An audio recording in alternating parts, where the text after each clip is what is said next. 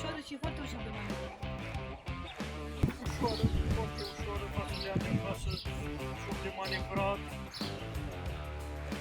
Foarte ușoară și foarte practică.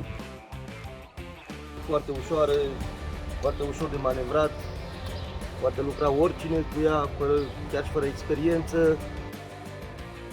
Eu în trecut am mai folosit și alte motocroase, cu siguranță aceasta este cea mai ușoară și ușor de manevrat. O recomand pentru toată lumea, cum are încredere, este un utilaj ușor de mânuit și foarte ușor ca și greutate. O motocroasă foarte ușoară, foarte ușor de manevrat și mai ușoară ca a mea, care o folosesc în gospodărie. E bine, e ușoară, foarte ușoară. O motocroasă foarte ușoară, foarte ușor de manevrat. Mi se pare foarte bună și este foarte ușoară față de a mea pe care o am, este foarte, foarte ușoară.